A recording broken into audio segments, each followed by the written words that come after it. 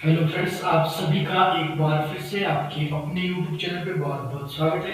आज की वीडियो में हम बात करेंगे हिमाचल प्रदेश का, हम परिचय देखने वाले हैं। तो एचपी का जो है एचपीजी के आज से स्टार्ट करेंगे। एचपीजी के का हिमाचल प्रदेश का परिचय देखेंगे। बाकी जो एचपीजी के मैं आपको कहाँ से करवाने वाला हूँ, आज तो सिर्फ हम परिचय ही देखेंगे। जो मैं आपको करवाने वाला हूँ वो करवाऊंगा आपको, आपने सुना होगा एचपीजी के लिए बेस्ट बुक कौन सी है, तो जगमोहन ब्रोकरा की एक बुक आती है, उससे मैं आपको डिटेल में आपको एचपीजी के करवाने वाला हूँ। तो एचपीजी के लिए आप निश्चिंत हो जाइए। बाकी जो है अगर आपने वन लाइन क्वेश्चन देखने हैं तो आप क्या करिए, प्लेलिस्ट में आप जाइए और वहां पे आपको अलग से 30 वीडियोस में 1000 क्वेश्चन आपको एचपीजी का वन लाइन क्वेश्चन मिल जाएगा।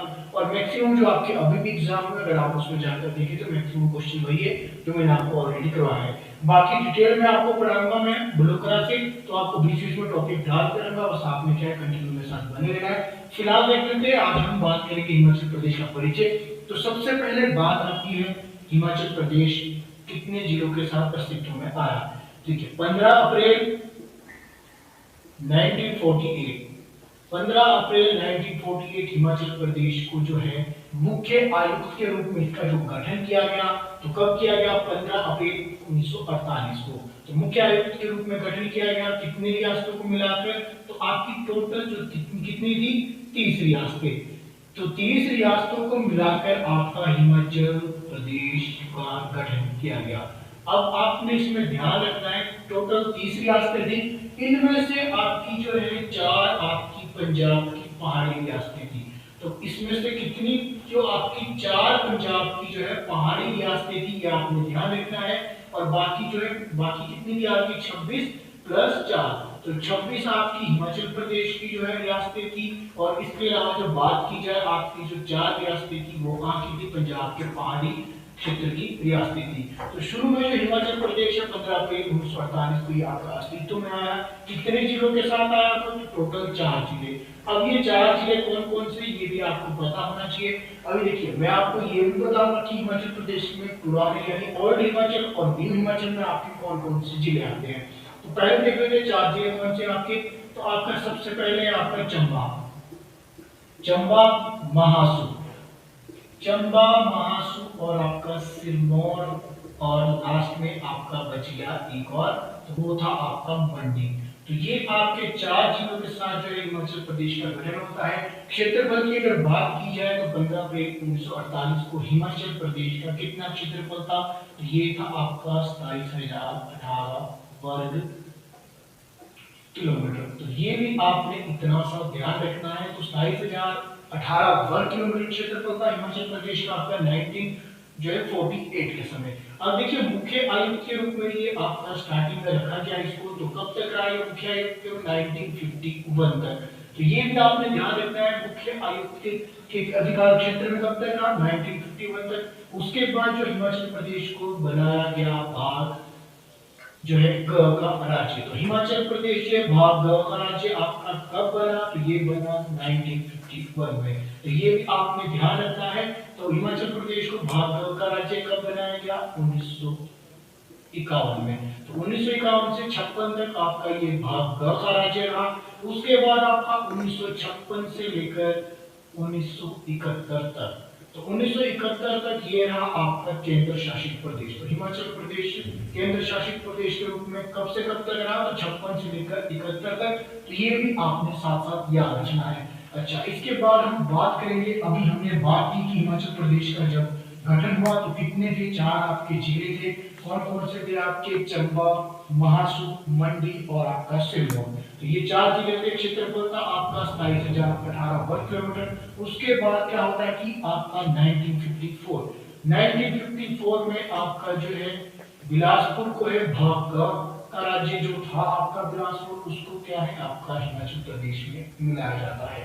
तो हिमाचल प्रदेश में जो है बिलासपुर को कब मिलाया गया? 1954 में। तो हिमाचल प्रदेश आपका जो है उसमें मिलाया गया, भाग ग का राज्य था ये पहले, बिलासपुर अलग से भाग ग का राज्य था, इसको 1954 में आपका जो है हिमाचल प्रदेश में मिलाया गया। अब जो आपके जिले कितने हो गए? तो अब आपके 5 जिले हो गए। इसके बाद क्या होता है कि हिमाचल प्रदेश में मिलाया गया तो हिमाचल प्रदेश का क्षेत्रफल भी जाहिर सी बात है बढ़ डाला। तो हिमाचल प्रदेश का 27,000 से बढ़कर कितना हो गया? 28,000 कई जगह ये 237 लिखा है, तो ये आप ध्यान रखेंगे, और कई जगह लिखा है 28,137 या फिर 140 के आसपास, 135 के आसपास, इस तरह से कुछ लिखा होता है, तो इसके ऊपर हमेशा जो कंफ्यूजन रहता है। तो मैक्सिमम आपने लगाना है 28,237 वर्ग किलोमीटर, यानी कि 200 अप्रोक्सीमेट, ये 200 के आसपास रहा जब आपका बिलासपुर अस्तित्व में आया। उसके बाद क्या होता है कि ये आपका जो है बिलासपुर जब आपका अस्तित्व में आया। अब बात कर लेते हैं कि जब हिमाचल प्रदेश का गठन हुआ उस समय जो आपके विधानसभा के सदस्यों की संख्या कितनी रखी गई थी, यानी कि 1951 की अगर बात करें, 1951 के आसपास की अगर हम बात करें, तो हिमाचल प्रदेश में विधानसभा के सदस्यों की संख्या उस समय कितनी थी आपकी 36, क्योंकि 36 जब आप इस दस्ते के 51 में ही आपके जो 51 52 में आपके जो चुनाव करवाए गए थे विधानसभा के, तो ये आपको ध्यान रखना है, विधानसभा के सदस्यों की संख्या कितनी थी आपकी 36। उसके बाद क्या होता है कि आपका बिलासपुर मिलाया जाता है, बिलासपुर मिलाने के बाद क्या होता है कि संख्या आपकी जो है बढ़ जाती है, तो ये कितनी हो जाती है आपकी 36 से ये बढ़कर हो जाती है आपकी 41। तो अब विधानसभा के सदस्यों की संख्या होगी 41, और एक बीच में ऐसा पड़ा हुआ था है कि जो आपका विधानसभा था, विधानसभा को भंग किया गया। तो हिमाचल प्रदेश में विधानसभा को कब भंग किया गया, ये क्वेश्चन भी आपसे पूछा जा सकता है। तो हिमाचल प्रदेश में विधानसभा को पहली बार कब भंग किया गया, तो ये किया गया था 1956 में। अब जो है विधानसभा के स्थान पे किसका गठन किया गया, क्षेत्रीय परिषद का। तो याद रखना क्षेत्रीय परिषद का जो है गठन किया गया विधानसभा के स्थान पे। तो क्षेत्रीय परिषद का जो अस्तित्व में आया आपका 1956 में, जब आपका विधानसभा का गठन जो है विधानसभा को जब आपके भंग किया गया, तो ये आपने ध्यान रखना है। इस समय तक आपके क्षेत्रीय परिषद के सदस्यों की संख्या कितनी थी आपकी, तो ये आपकी 41 थी, यानी कि विधानसभा के स्थान पर क्षेत्रीय परिषद आपका जो है अस्तित्व में आया। इसके बाद क्या होता है कि हालांकि जो क्षेत्रीय परिषद को भी बाद में चेंज कर दिया गया 1963, तो 1963 में फिर से आपका वापस विधानसभा जो है नाम आ जाता है, क्षेत्रीय परिषद को यहाँ पे खत्म कर दिया जाता है। तो ये आपने ध्यान रखना है 1963 में फिर से विधानसभा आती है, और अब आपके सदस्यों की संख्या कितनी है 43। तो इसमें से जो आपके 41 है, 41 आपके जो चुनाव लड़के आने थे, और 2 को आपके मनोनीत किया जा सकता था। तो ये आपने ध्यान रखना है।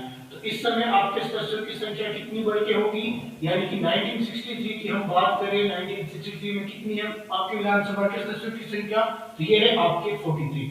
अच्छा, तो फर्स्ट में कितनी थी आपकी, फर्स्ट में थी आपकी 36, ये आपको मैंने ऑलरेडी बता दिया 36। जब आपने याद रखना है, इसके साथ एक बात आप और याद रखेंगे, हिमाचल प्रदेश में कितनी उपबोलियां हैं, तो आपने ध्यान रखना है हिमाचल प्रदेश में कितनी उपबोलियां हैं, तो ये भी है आपका 36। तो इसके साथ आप इसको रिलेट कर सकते हैं।